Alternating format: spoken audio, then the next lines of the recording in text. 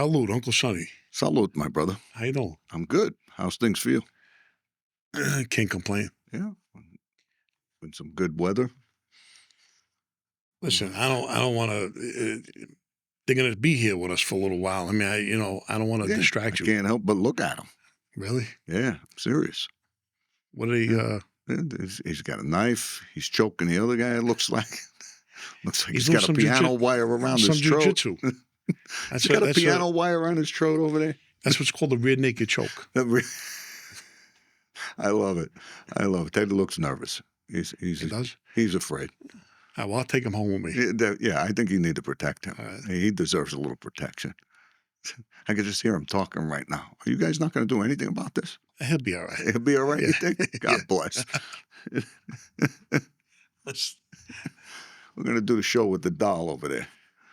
All right, we got Brian Davis, 9558. John Gotti is obviously the most famous gangster from this era.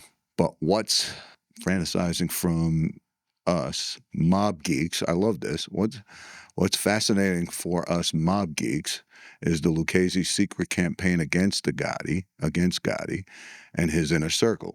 Please give us a little story of the plots to take out, obviously, Gotti Sr. and Jr. and their allies. Just give us a little taste is what he's asking for. Can you give us a little taste of that? So I love you, mob geeks. It's a great question. So here, the secret campaign that came out. Was there a secret campaign? Yeah, there was. There's no way to give you a little taste. That's a long story. Yeah, there was a lot of things that were done towards Gotti Sr. that were meant for him, that eventually were meant for Junior. There were guys taken out around John Gotti Sr. A little taste. There's a whole... Yeah, that's a couple of stories there. Yeah, no, a lot of guys got whacked around him, and he was due to be whacked, and a lot of events took place, but I can't answer that in just one question. All right. This one says, Frank, I first heard of your shtick when you were on the sit-down. I feel true and honest, and I can see you are true and honest, Frank. There's no question about that. And I can see you were you were no one to be messed with. I am from New York. I did high-rise concrete and he mentions the company's name. Bro, tell some jokes. Lighten up. Make it fun. No disrespect whatsoever. Baba.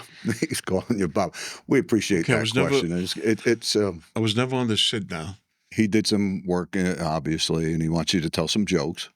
Lighten up. Make it fun. No disrespect whatsoever, Baba. But here's what he's saying. He's talking about the sit down and why you are serious. And I know for you, this is some serious talks that we do here in the studio. And I guess explain why it's serious for you.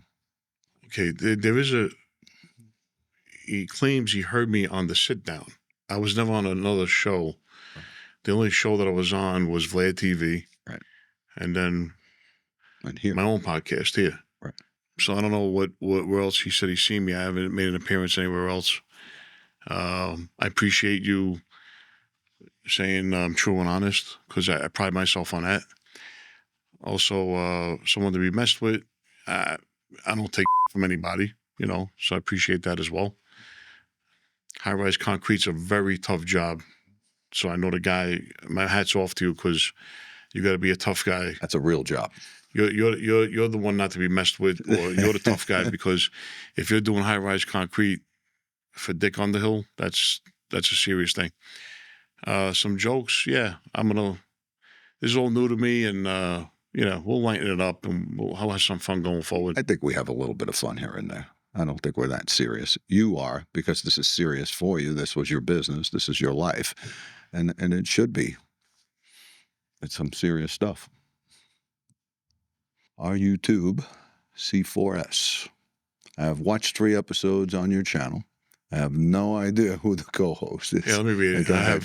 I have watched 3 episodes on your channel. I have no idea who the co-host you have is. I have no idea his name. Maybe Sonny. His name is Sonny. Yeah. Uncle maybe in the mob. Aside from that, I don't know anything about the guy. Why don't you give him a quick cliff note? Again, I moved from Brooklyn, New York in 1990. I came here to Arizona. As you know, my uncle was in the mob. He was getting arrested and indicted and going to jail, and he had said to me, maybe it's best you get out of here. I didn't do a lot of work. You know, I did some weird stuff for my uncle, went down, picked up some stuff here and there for him, but I was not in the life. In Arizona, Frank and I met here, and we became great friends in the automotive industry. And I was a finance director at the time, hired Frank as one of my finance guys. We had some great stories about the car business. If you guys ever want to hear stories about the car business, Frank and I can tell you some stuff that we did. We worked together, like I said, I don't know, 12, 13 hours a day, 6 days a week. We worked hard, but we also had a lot of fun together. And the car business was very good to both of us for a while. I would say that before anything, you're a friend. Before a co-host, before anything, you're one of my best friends, you know, and consider you family. Yeah, as far as being in the business, and we had a lot of laughs. We had a lot of good times in the car business. A lot of laughs, a lot of jokes, and a lot of things that happened. So we'll get into all that stuff later on. But when you were, you know, doing your last bit, you know, you called me a lot. We had some great phone conversations. I mean, we remained friends when you were there, and I actually came to visit you. I was amazed because Frank tells me, he says, hey, your CPAC machine. I'm going to tell that story real quick. Frank has a CPAC machine, obviously. We all need one of those lately. And anyway, I'm going to visit him here in Arizona in state jail and federal jail, I should say. He tells me to bring the CPAC. I'm like, how am I going to get this thing in there? You know, so I go in, I check in. I don't bring the CPAC machine in with me. I pretty much leave it in the car because I'm thinking. So I tell one of the guards there, and she's like, you can't bring that damn thing in here. What's wrong with you? So, you know, and then the next guard comes out and says, hey, Sonny, come here. And she whispers in my ear, go get the CPAC machine. And I'm sitting there going, I'm in shock. They're going to let me bring this thing in, you know. The girls were kind of hanging around me and having some fun. We were joking around. They said at that time I looked like Iron Man. They were joking around. I had a goatee, and we had some fun with that. And went in and was able to give Frank that. I gave it to the guard, and they gave it to him. But can you tell me how that occurred, how I was able to bring that CPAC machine in? Because I was thinking they're going to lock me up, and I'm going to be with you in the cell. So, well, there's you know, being in prison before, I know the paperwork you need to do and the steps you need to take, you know, because having sleep apnea is a serious thing. It is. So I filed the right paperwork and went to the right steps right away.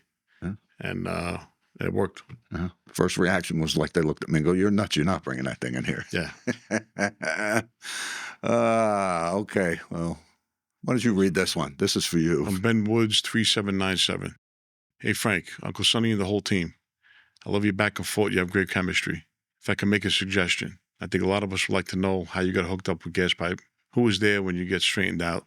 Maybe what you thought of Al Diaco and the whack jersey order. All the respect from the UK. Wow, UK. A lot of questions, UK. Yeah, he's got a fistful there. Appreciate the compliment. You like the back and forth chemistry. That's because we're close friends. That's how that works. I got hooked up with gas pipe back in the mid-'80s in Brooklyn. Who was there when I got straightened out? That's we're going to have a whole episode on that in my induction ceremony. That'll be good. When I think of Al Diaco, I knew Al Diaco all my life. He was from the same neighborhood. I grew up with, his son grew up around us, his youngest son. So I know Al's whole family all my life. And the whack order from Jersey, I never agreed with that. I think it was a stupid thing. Why did that come about? I mean, what induced that? Well, you hear different versions of what induced it, what brought it on. But at the end of the day, I never would agree with whacking your whole Jersey crew. In the game, Uno. Shout out to my Usos, killing bills like Uma. Balls travel from Pluto, big truck soprano, gabagool and prosciutto.